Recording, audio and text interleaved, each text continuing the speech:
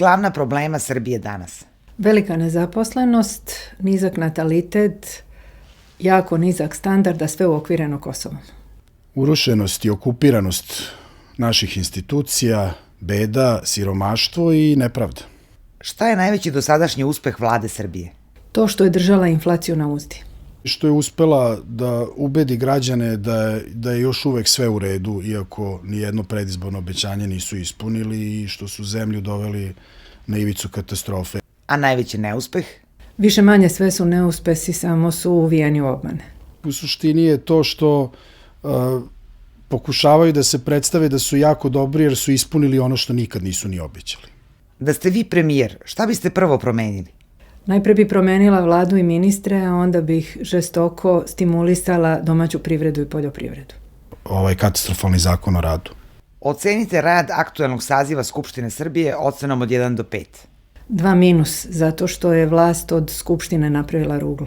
2, i to mahom zbog opozicije koja je malo glasnija nego u ono vreme. Sad, kakav je kvalitet te glasnosti, to je već veoma diskutabilno. Ko je danas u Srbiji levica, a ko desnica? Danas nema u Srbiji levice i desnice, postoje samo globalisti i antiglobalisti.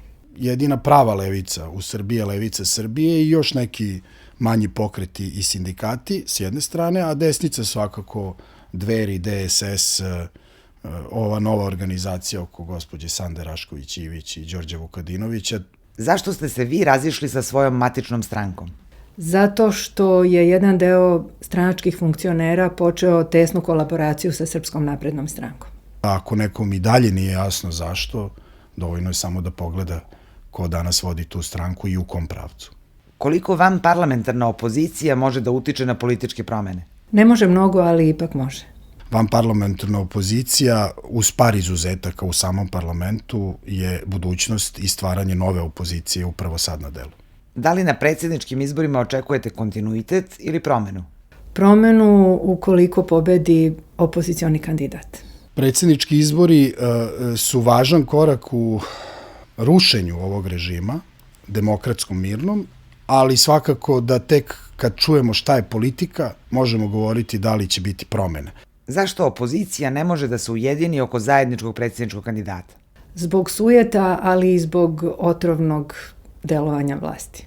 Zato što svako od kalifa želi da bude kalif. Koga biste vi podržali za predsjednika? Onoga koji ima najbolji program, a to znači i nacionalno i demokratsko i koji ima najveće šanse za pobedu. Onu osobu koja može da povede borbu političku protiv vlade Srbije i koja može da iskorači iz okvira konstatacija o lošem radu i narušavanja zakona. Da li su Srbiji uz predsjedničke potrebni i vanredni parlamentarni izbori? Srbiji nisu potrebni vanredni parlamentarni izbori, ali su potrebni vlasti koja ne zna kako se vodi država, ali zna kako se krade na izborima. Nisu potrebni Srbiji, ali su potrebni Vučiću. Kako komentarišete to što ni posle 8 meseci nije rasvetljen slučaj Savamale? Pa naravno kada su oni glavni organizatori rušenja u Savamali. Kao prvoklasan skandal i dokaz potpune urušenosti i okupacije institucije ove zemlje od strane ovog režima. Kako komentarišete to što je NIN osuđen zbog naslovne strane na kojoj je kao glavni fantom iz Savamale označen ministar policije? To je sramota i to je slom pravne države, institucija sistema.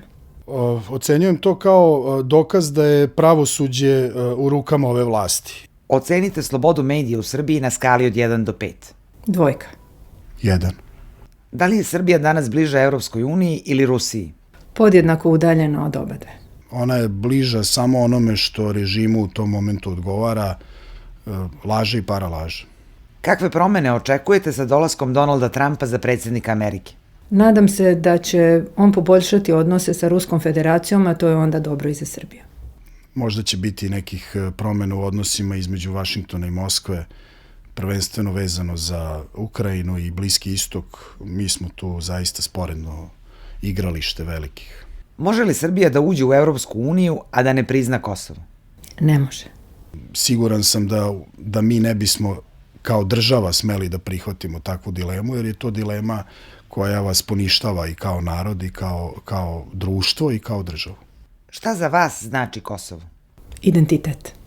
Veliko iskustvo, velika inspiracija, dokaz i skup svih naših grešaka i poraza, ali istovremeno i nada u mudriju politiku. Koju biste knjigu vi uvrstili u školsku lektiru? Ja bih vratila Tolstoj Vrati mir. Pa svakako Milana Radanovića Kazna i zločin ili Paor s bajonetom Gorana Babića. Da li Srpska pravoslavna crkva treba da prihvati gregorijanski kalendar? Ne, julijanski je deo našeg identiteta. To je pitanje za crkvu. Šta cenite kod drugog sagovornika dvougla? Inteligenciju.